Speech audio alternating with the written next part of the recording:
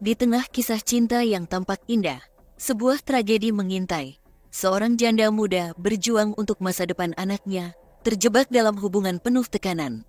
Ketika kehamilan menjadi beban, cinta yang seharusnya memberi harapan berujung yang tak terbayangkan.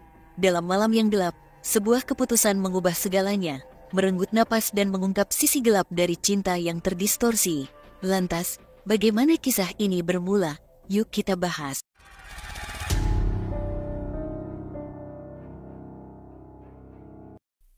Saya kenalkan kalian kepada wanita bernama Aidatul Izzah, lahir di Bojonegoro. Dia berusia 20 tahun. Aidatul adalah seorang janda muda yang sudah memiliki seorang anak dan tinggal bersama orang tua serta anaknya. Orang tuanya bekerja sebagai petani. Tidak banyak informasi mengenai latar belakang kehidupan Aidatul, termasuk tentang mantan suaminya. Tidak diketahui apakah mereka bercerai atau hanya berpisah secara fisik, dan alasan perpisahan mereka juga belum dibahas. Namun, diketahui bahwa Aidatul menikah di usia muda, yaitu 16 tahun. Pada usia 20 tahun, ia sudah menyandang status sebagai janda. Karena sudah berpisah, keluarga Aidatul, terutama orang tuanya, turut membantu menafkahi Aidatul dan anaknya. Kehidupan sederhana mereka, ditambah dengan tekanan ekonomi, membuat Aidatul terkadang merasakan beban yang berat. Meskipun ia mendapatkan kasih sayang dari orang tua, tekanan ekonomi sering menghampiri. Hal ini membuat Aidatul mulai mempertimbangkan mencari pasangan baru yang dapat membantu secara ekonomi serta menerima masa lalunya sebagai seorang janda dengan satu anak. Aidatul aktif di media sosial, khususnya Facebook, di mana ia sering berinteraksi dengan teman-temannya.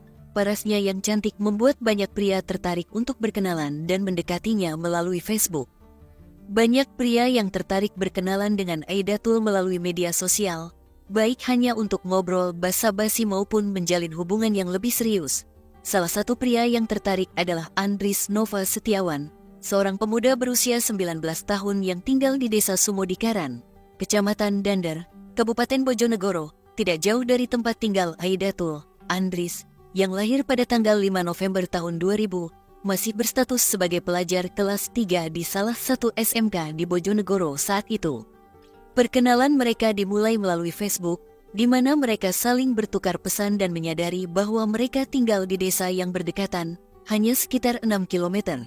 Setelah beberapa kali berbincang di Facebook, mereka memutuskan untuk bertemu langsung, dan dari pertemuan tersebut hubungan mereka semakin dekat hingga berlanjut ke hubungan asmara. Namun, hubungan ini tidak hanya dipenuhi oleh kasih sayang, tetapi juga oleh kedekatan seringnya berkenjerit.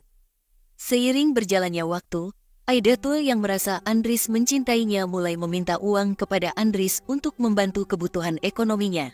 Namun, hal ini membuat Andris merasa tidak nyaman, terlebih karena dia masih berstatus pelajar dan belum memiliki penghasilan sendiri. Ia pun masih bergantung pada keluarganya. Seperti halnya hubungan tanpa ikatan pernikahan, risiko seperti kehamilan seringkali diabaikan. Padahal, hubungan seperti ini dapat membawa konsekuensi yang berat jika tidak dipikirkan matang-matang oleh kedua pihak. Setelah beberapa bulan menjalin hubungan asmara dengan Andris, yang juga melibatkan pengenceritan, Aidatul akhirnya mengetahui bahwa ia hamil. Menyadari hal ini, Aidatul meminta pertanggungjawaban dari Andris dan semakin sering meminta uang sebagai bentuk tanggung jawab. Namun, permintaan ini membuat Andris merasa gusar. Selain itu, Andris merasa takut dan malu jika orang-orang mengetahui kehamilan Aidatul, mengingat ia masih berstatus sebagai pelajar dan belum siap menikah. Andris belum siap untuk menjalani hubungan yang lebih serius atau berkeluarga. Ia masih ingin melanjutkan sekolah dan menikmati waktunya bersama teman-teman tanpa tekanan. Terus-menerus dimintai uang dan tanggung jawab membuat Andris semakin tertekan. Dalam kondisi mental yang tidak stabil, ia mulai merencanakan tindakan yang di luar nalar. Pada hari Minggu, tanggal 24 November tahun 2019, Andris mengajak Aidatul bertemu untuk jalan-jalan dan berbicara tentang masalah dalam hubungan mereka. Aidatul setuju dan mereka bertemu sekitar pukul 7.30 malam.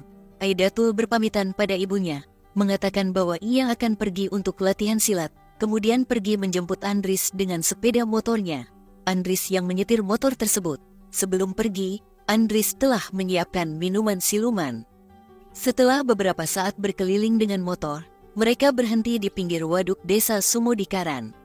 Malam itu, dengan suasana gelap, mereka melakukan kenceritan.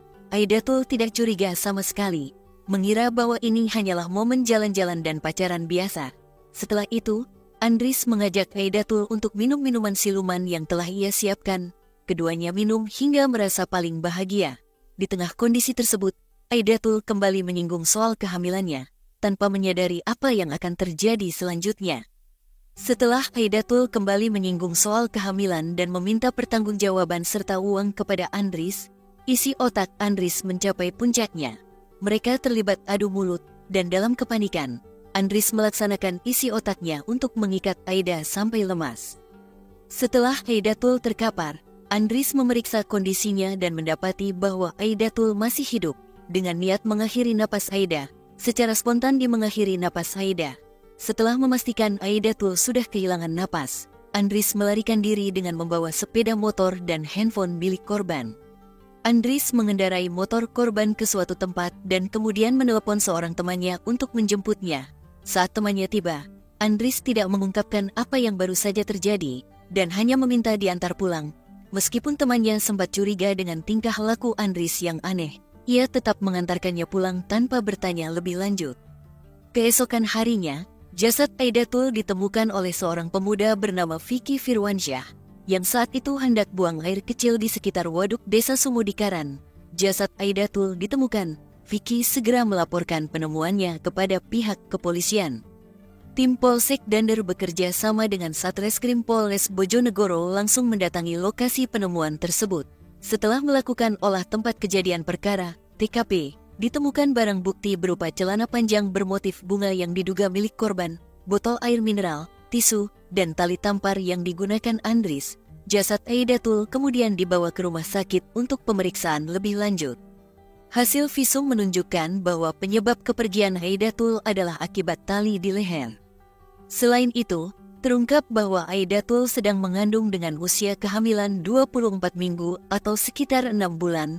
Berdasarkan hasil visum dan bukti-bukti lain, polisi segera melakukan pengejaran terhadap pelaku karena jelas ini adalah kasus penghilangan napas. Polisi memulai penyelidikan setelah mengetahui identitas korban, Aidatul Izah, yang berusia 20 tahun dan merupakan warga Dusun Kendung Rejo, Desa Ngumpak Dalem. Dalam penyelidikan, polisi mewawancarai keluarga, teman-teman korban, serta saksi-saksi lain, termasuk teman Andris, yang mengaku menjemputnya pada malam kejadian. Dari hasil penyelidikan ini, polisi berhasil mengidentifikasi pelaku sebagai Andris Nova Setiawan, seorang pemuda berusia 19 tahun yang tinggal di desa Sumodikaran. Tim polisi segera menangkap Andris di sebuah warung kopi di desanya tanpa perlawanan. Saat penangkapan, polisi menemukan handphone milik korban di tangan Andris, yang menjadi barang bukti penting. Chat antara korban dan pelaku di Facebook juga diperoleh, yang memperlihatkan bagaimana keduanya berkenalan, pacaran, hingga berjanji bertemu sebelum Aidatul ditemukan kehilangan napas. Selain itu, polisi mengamankan pakaian, jaket, dan celana, serta sepeda motor milik korban yang ditinggalkan di suatu tempat. Setelah dibawa ke Polres Bojonegoro untuk interogasi, Andris mengakui bahwa ia melakukannya kepada Aidatul karena merasa terpojok dengan tuntutan korban yang selalu meminta uang dan memintanya bertanggung jawab atas kehamilannya. Ia juga mengaku takut jika hubungan mereka terungkap, mengingat statusnya sebagai pelajar. Meskipun ia menyatakan menyesali perbuatannya, Andris tetap harus menghadapi hukuman atas tindakannya. Sebelum vonis hukuman diberikan, ada beberapa berita simpang siur mengenai hubungan mereka. Beberapa media melaporkan bahwa Andris dan Aidatul sudah saling mengenal sejak bulan Juli tahun 2019. Sementara pembunuhan ini terjadi pada bulan November tahun 2019. Dari hasil penyelidikan, diketahui bahwa Andris dan Aidatul hanya menjalin hubungan selama sekitar 4 bulan. Namun, hasil otopsi menunjukkan bahwa Aidatul sedang mengandung dengan usia kehamilan sekitar 24 minggu atau sekitar 6 bulan. Hal ini menimbulkan spekulasi bahwa anak yang dikandungnya mungkin bukan hasil hubungan dengan Andris, melainkan dengan pria lain.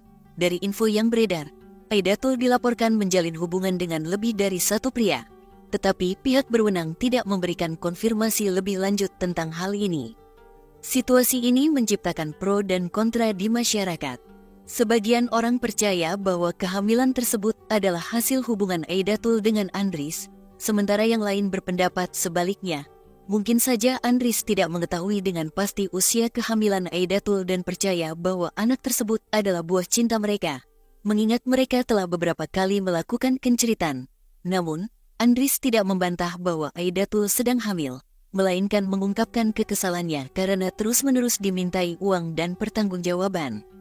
Dalam persidangan yang diadakan pada Maret tahun 2020, orang tua Aidatul mengaku tidak mengetahui bahwa putri mereka tengah mengandung. Pada tanggal 30 Maret tahun 2020, pelaku, Andries Nova Setiawan, dijatuhi vonis hukuman 12 tahun penjara setelah terbukti bersalah atas tindakan menghilangkan napas Aidatul, seorang janda yang sedang mengandung dan memiliki satu anak. Dan pesan yang dapat diambil dari cerita ini adalah, cerita ini mengajarkan bahwa resiko dalam hubungan dapat memiliki konsekuensi yang sangat memilukan. Komunikasi yang buruk dan tekanan ekonomi dapat memicu konflik yang berujung pada tindakan kelam. Pentingnya memahami tanggung jawab dalam hubungan, terutama terkait kehamilan, menjadi sangat jelas. Selain itu, kasus ini juga menyoroti perlunya kesadaran akan dampak dari hubungan yang tidak sehat dan pentingnya dukungan keluarga untuk mencegah situasi serupa. Akhirnya, cerita ini menjadi pengingat bahwa setiap tindakan memiliki akibat, dan keadilan harus ditegakkan demi mereka yang menjadi korban.